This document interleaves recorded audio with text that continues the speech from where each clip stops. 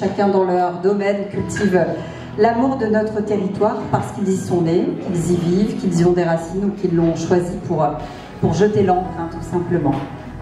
Et si vous le voulez bien, d'accueillir celui qui nous ouvre sa maison, ou plutôt son île, parce que son nom, l'histoire de sa famille sont liés au Var et qu'il en est évidemment un des porte-drapeaux à travers le monde. Je vais demander à Alexandre Ricard, PDG monde de Pernod Ricard, de bien vouloir nous rejoindre. Alors c'est un plaisir pour moi, un vrai plaisir, de vous accueillir ici, en fait chez vous. Vous le voyez, ce n'est plus un siège social, c'est en fait véritablement l'ambassade du Var.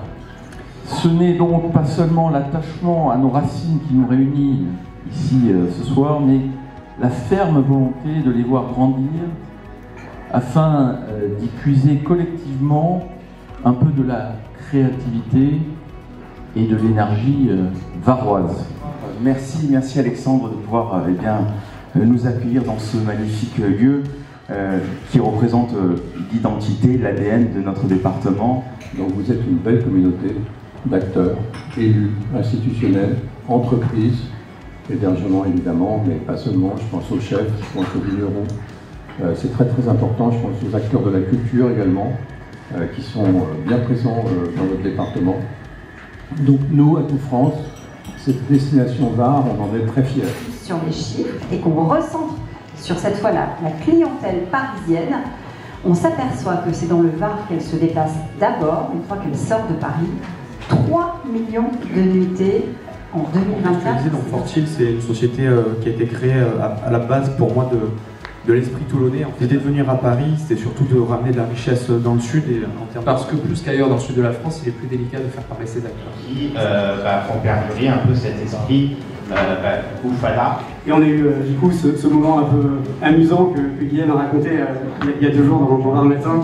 Je pense que si on devait résumer le Var d'un seul mot, c'est l'authenticité en fait, par rapport à des départements qui l'entourent.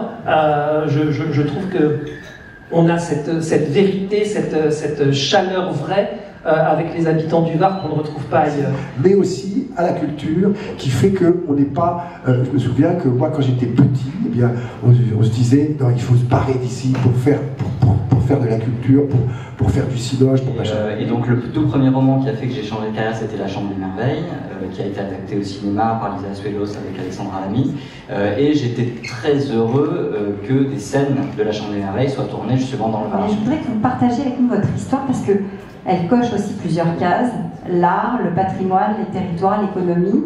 Et ça commence dans un village du Var, du côté de Salerne. On a essayé de remettre au jour et remettre un peu dans le système la tartuffe de Salerne, qui est un produit aujourd'hui artisanal, semi-artisanal, et notamment avec la Villa Noailles, essayer de remettre en lumière ce produit, ce savoir-faire. Une histoire, la vôtre, celle de votre famille, et là, il y a aussi un lien avec Paris. Parce que historiquement, c'est mon grand-père, le lien avec Paris, qui lui était chef de cuisine d'un cabaret qu'il a ouvert avec frère Clérigo, qui s'appelait le Lido. Mon grand-père était le chef exécutif. Et la famille Clérigo l'a toujours accompagné dès qu'il a gagné un petit peu ses sous en l'espace de 4 ans. Il a décidé de tout de suite revenir dans le Var sur sa région. On dira toujours que la référence en matière de rosé, c'est la Provence. Le vin, c'est vraiment un vecteur de l'image de la Provence. On essaie de se développer aussi aux États-Unis. Et les Américains sont, pour eux, c'est un rêve. Hein. La Provence, le vin, l'art de vivre provençal, c'est quelque chose de magique. J'adore aller dîner à Ramatuelle, à Gassin, dans tous les petits villages, à Blanc-de-la-Tour, à Gobelin, partout, tout ce que j'aime. Je suis heureux là-bas, je suis tranquille. Parce que l'objet, c'est de créer des ponts entre Paris et le Var, un pont permanent et durable. Et nous allons restaurer un grand rendez-vous annuel à Paris pour réunir l'ensemble des membres. Parce que plus on sera nombreux, plus on créera des opportunités et plus la voix du Var portera à Paris. Voilà. Merci. C'est d'œuvrer pour le bonheur des uns. Paul Ricard, il le faisait comment? Paul Ricard, il le faisait en créant des moments de convivialité, les spiritueux, son apéritif, le Ricard, mais également en créant des moments d'évasion extraordinaires sur des lieux incontournables. L'île de Bain d'Or. L'île de Bain d'Or, c'est le rêve miniature de Paul Ricard. 7 minutes de bateau et on arrive sur l'île, dans notre port d'abri, un des plus petits ports d'abri en Europe. Ça fait quelques années maintenant que c'est la chanson qui représente le Var et j'en suis très très fier. J'ai fait mes premières résidences du côté de la Dolce Vita à Hyères-les-Palmiers et c'est extrêmement important pour moi de pouvoir faire rayonner cette belle région. Alors merci Var Tourisme et j'espère vous revoir très très bientôt dans le Var. All my faith, all my love in a pile, light it up.